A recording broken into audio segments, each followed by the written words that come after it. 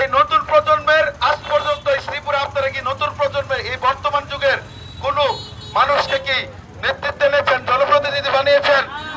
বানান নাই তো। আমি তো নতুন প্রজন্মের মানুষ, এই যুগের মানুষ। আমাকে একটি সুযোগ দিয়ে দেখেন, আমি এই নতুন প্রজন্মের মানুষরা কি করতে পারে সমাজের জন্য, এটা আপনাদের দেখার প্রয়োজন আছে না? আমি এই নতুন প্রজন্মের সন্তান হিসেবে আপনাদের কাছে একটিবার পায়ে হাত রেখে অনুরোধ করে সুযোগ চাই। বাবারা, ভাইয়েরা, আমাকে একটিবার সুযোগ দিয়ে দেখেন, আমার প্রতীক বই একটাবার সুযোগ দিয়ে দেখেন।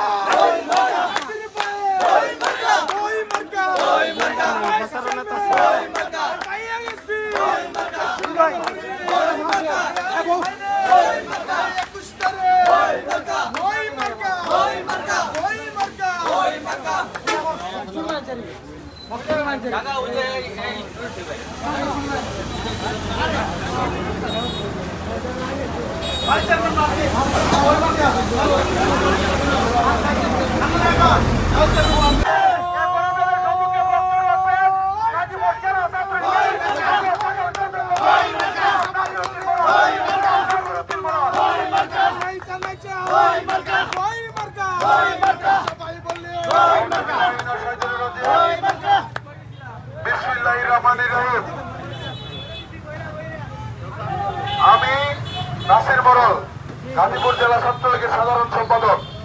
2022 সালের 27 এপ্রিল আমি গাজীপুর জেলা ছাত্রলীগের সাধারণ সম্পাদক নির্বাচিত হয়েছিলাম।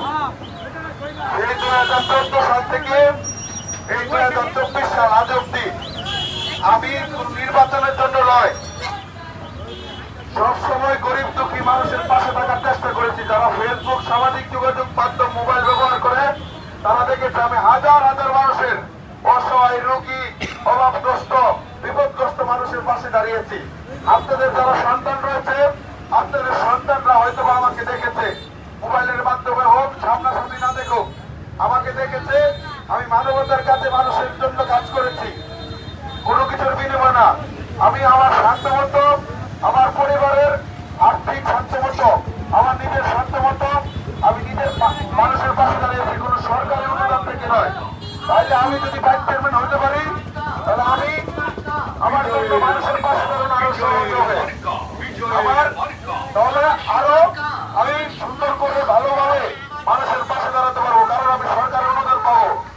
আজকের এই মাটির, আমি এই শ্রীপুরের মাটির সন্তান, এই মাটির সন্তান হিসেবে এই মাটিতে দাঁড়িয়ে কথা দিয়ে যাচ্ছি। আমার বয়স কম, আমি আপনাদের সন্তানের বয়সী।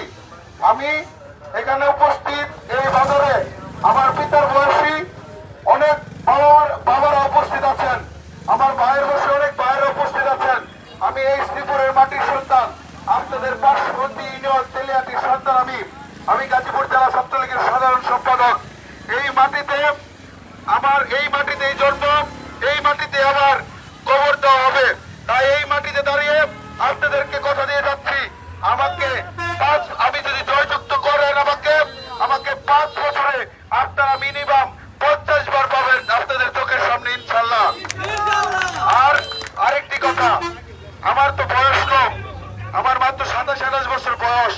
আমার স্বপ্ন অনেক দূর যাওয়ার, তাহলে আপনাদের সন্তান হিসাবে আমি যদি আপনাদের প্রতিশ্রুতি রক্ষা না করি, আপনাদের বিপদ আপদে পাশে না দাঁড়াই, আপনাদের জন্য কাজ না করি, তাহলে আপনারা কি আমার জন্য, আপনারা ভবিষ্যতে আপনাদের সামনে আসলে আমাকে আর সুযোগ দিবেন? আমাকে কি আর কোনো ধরনের সুযোগ দিবেন? তাহলে আমার তো আর সুযোগ দিবেন না। তাহলে আমি, আমার ভবিষ্যৎ আছে, বয়স কম, আমার আবার আপনাদের যদি আল্লাহ তাআলা হায়াত রাখেন, আপনাদের সামনে আসার সুযোগ আছে। তাই আপনাদের সামনে কথা দিয়ে যাই, আমি কাজ করতে চাই, আমি কাজ করব, কারণ আমার সামনে আগানোর স্বপ্ন রয়েছে। এই কথা বলে আরেকটি কথা, আমি আপনাদের সন্তানের বয়সী, আপনাদের পায়ে হাত রেখে, আপনাদের যারা ভাই আছেন তাদের পায়ে হাত রেখে, আমার বাবারা আপনাদের পায়ে হাত রেখে অনুরোধ করে বলতে চাই, আপনারা আমাকে একটি সবার সুযোগ দেন। আমি আপনাদের জন্য কাজ করতে চাই। আমাকে একটিবার সুযোগ দেন। আমার প্রতীক হলো বই মার্কা। আমি একটিবার আপনাদের কাছে সুযোগ চাই। বাবারা সুযোগ দিবেন তো আমারে? আমি আরেকটি কথা বলি, এই মাটিতে আমি এই শ্রীপুরের মানুষের জন্য এই অল্প বয়সে সাধ্যমতো চেষ্টা করেছি। আমাকে ভোট দেওয়ার প্রয়োজন নাই, আমি তো এই মাটির সন্তান। আপনারা এই মাটিকে একটি ভোট দিয়ে দেখেন।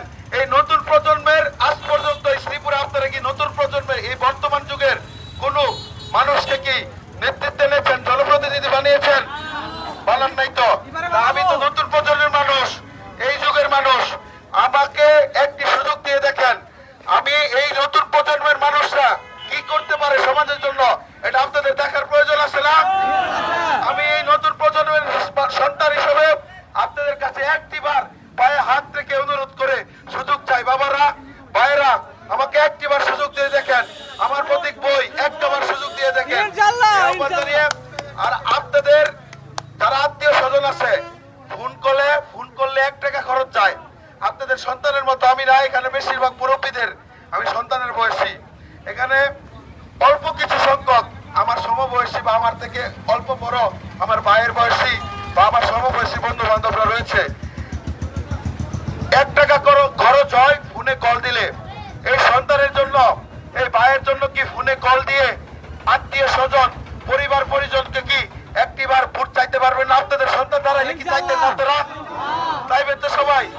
আর যারা আপনাদের পরিবারের মা বোনরা রয়েছেন সবাইকে বলবেন আমাকে একটিবার সুযোগ দিতে বই প্রতীক আমার প্রতীক। এ আহ্বান জানিয়ে আমারও আপনাদের কাছে একটিবারের জন্য সুযোগ চেয়ে, আপনাদের সন্তান হিসেবে আপনাদের কাছে সুযোগ চেয়ে, এই মাটির সন্তান হিসেবে আপনাদের কাছে সুযোগ চেয়ে আমি আমার কথা শেষ করছি। জয় বাংলা, জয় বঙ্গবন্ধু। আপনাদের দোয়া এবং সমর্থন এবং ভোট প্রত্যাশা নিয়ে জয় বাংলা, জয় বঙ্গবন্ধু। আমার কথা শেষ করছি। আসসালামু আলাইকুম।